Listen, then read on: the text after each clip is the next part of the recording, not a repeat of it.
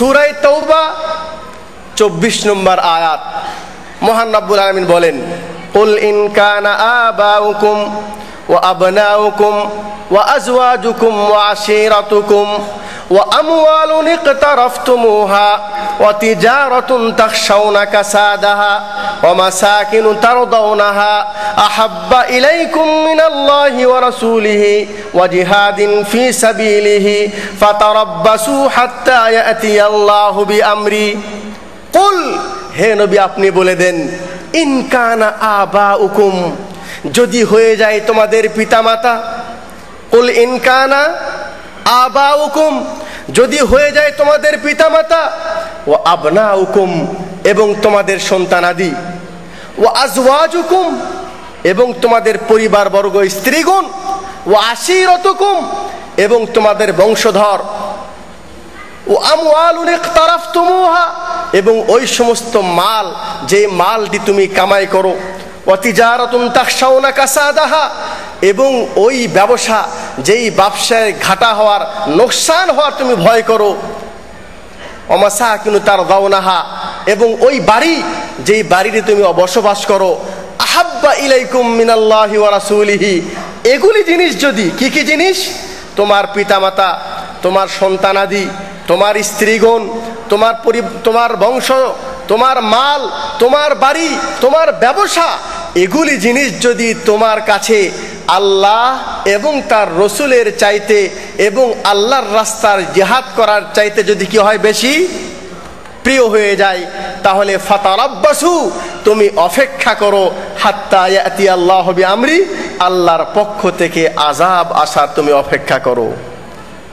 তাহলে এই আয়াতে মহান রব্বুল আলামিন বললেন, পরিপূর্ণ মুসলমান হওয়ার জন্য নবী মুহাম্মদুর রাসূলুল্লাহ সাল্লাল্লাহু আলাইহি সাল্লামকে ভালোবাসতে হবে নিজের পিতার চাইতে বেশি, নিজের সন্তানাদির চাইতে বেশি, নিজের মাল, নিজের স্ত্রী, দুনিয়ার সমস্ত জিনিসের চাইতে যদি আমার নবী মুহাম্মদুর রাসূলুল্লাহ সাল্লাল্লাহু আলাইহি সাল্লামকে আমি বেশি ভালো না বাসতে পারি, তাহলে পরিপূর্ণ মুসলমান হওয়া সম্ভব নয়।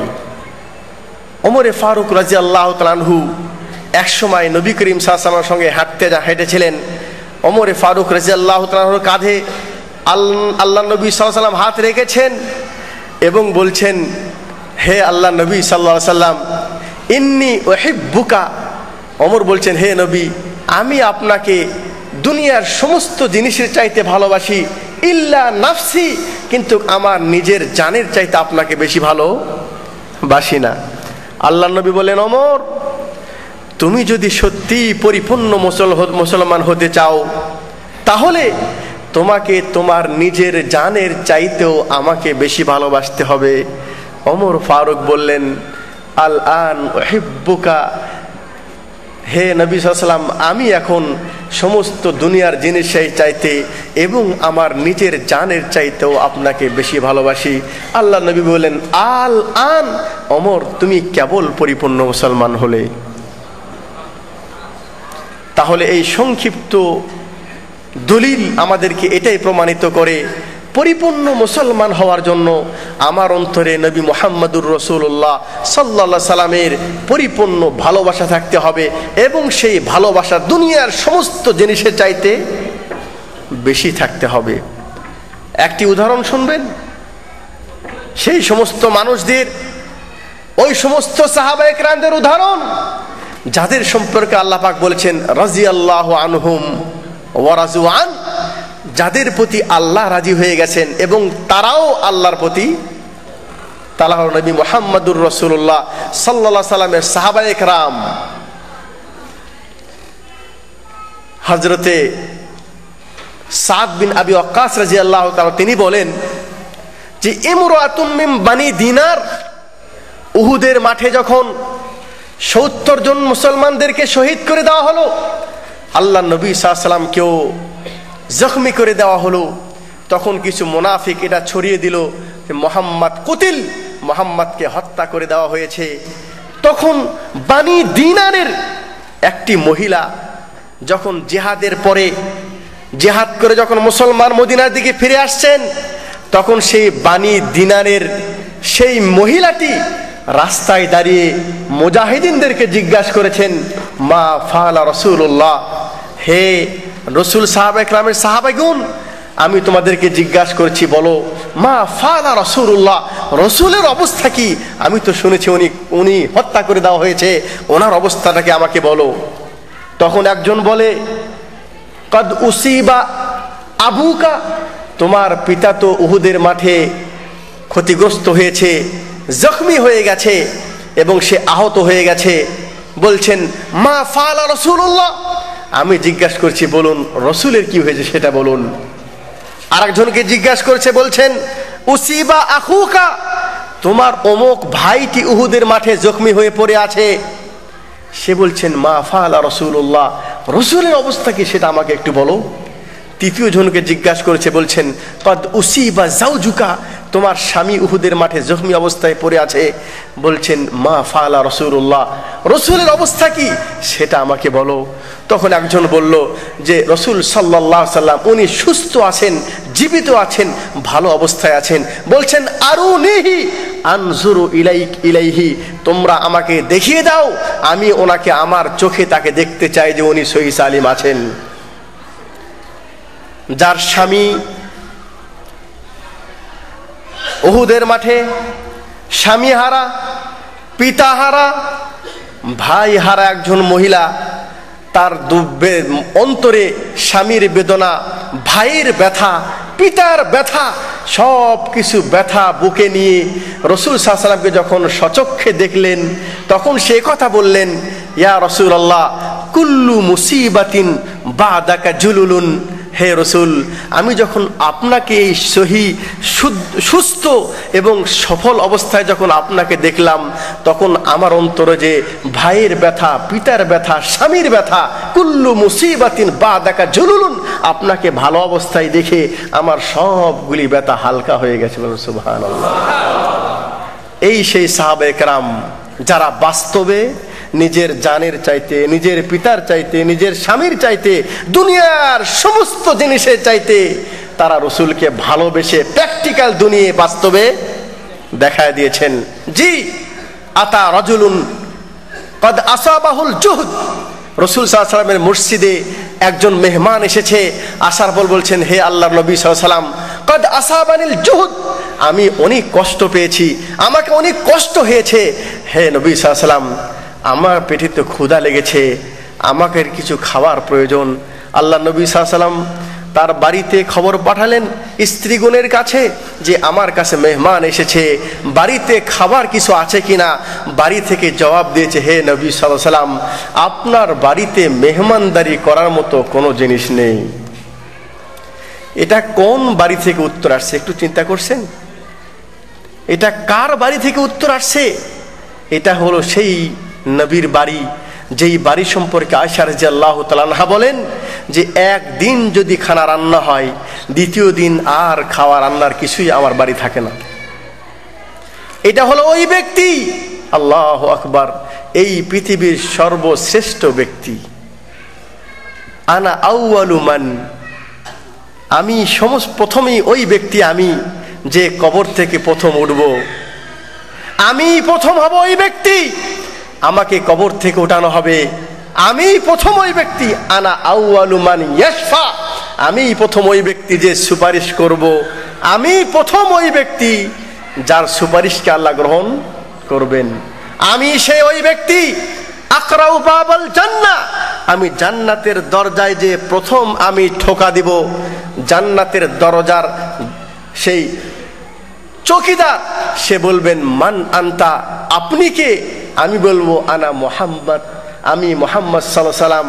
তখন সেই দারোগান বলবে, সেই চৌকিদার বলবে আনা উমিরতু, আমাকে নির্দেশ দেওয়া হয়েছে যে আল্লাহ আফতাহ ইল্লা লি আজলিক, আপনি ছাড়া কারো জন্য দরজা খোলার অনুমতি নেই। এটাই হলো সেই ব্যক্তি নবী মুহাম্মদুর রাসূলুল্লাহ সাল্লাল্লাহু আলাইহি সাল্লাম।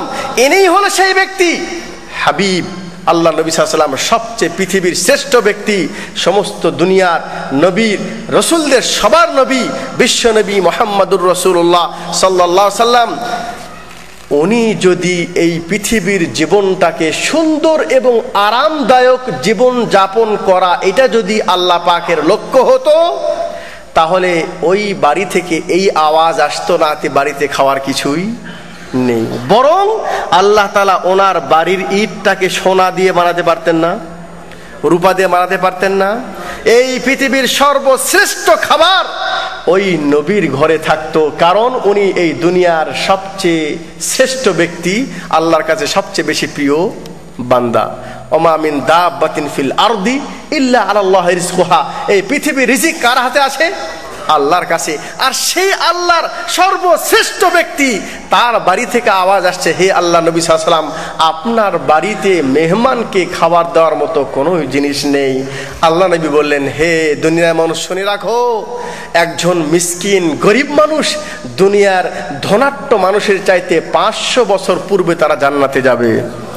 আল্লাহ নবী বললেন, হে আল্লাহ তাআলা, তুমি আমাকে এই মিসকিন এবং গরিবী অবস্থায় তুমি আমাকে দুনিয়ায় রেখো, এবং আমার হাসন নাসরটা তুমি এই গরিবদের সাথেই করিও।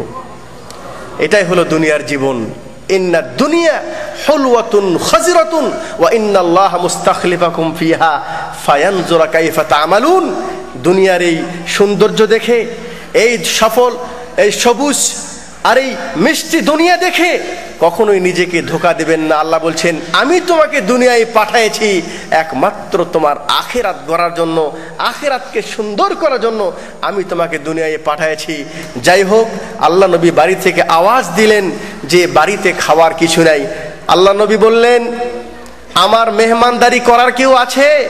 আমার বাড়িতে মেহমানদারি করার কিছু নাই। একজন আনসারী সাহাবে দাঁড়িয়ে বললেন, হে আল্লাহ নবী সাল্লাল্লাহু আলাইহি ওয়াসাল্লাম, আমি আপনার মেহমানকে আমার বাড়ি নিয়ে যাব। আল্লাহ নবী তাকে দিয়ে দিলেন। বাড়িতে যে স্ত্রীকে জিজ্ঞাসা করছে, স্ত্রী, মেহমানকে নিয়ে এসছি, রসুলের মেহমান, খাবার কিছু আছে? বলছেন, তোমার বাড়িতে খাবার শুধুমাত্র আমাদের বাচ্চার যে খাওয়ার প্রয়োজন এতটুকু খাওয়া শুধু আছে, এর চেয়ে বেশি বাড়িতে আর খাওয়ার কিছুই নাই। বলছেন স্ত্রী, তাই? তাহলে তুমি একটা কাজ করো, ফানাউবিহিম, তুমি বাচ্চাদেরকে একটু শুইয়ে দাও, তাদেরকে বলো এই যে এখন রান্না হচ্ছে, একটু পরেই তোমাদেরকে খেতে দেওয়া হবে, আস্তে আস্তে তাদেরকে আদর করে বুলিয়ে তাদেরকে শুইয়ে দাও, ঘুমিয়ে দাও, আর ওই বাচ্চাদের খাওয়াটা রসুলের মেহমানকে তুমি খেতে দিও। তবে শরীয়তের বিধান হলে এই মেহমানের সঙ্গে মেজবানও বসতে হয় খাওয়ার সময়।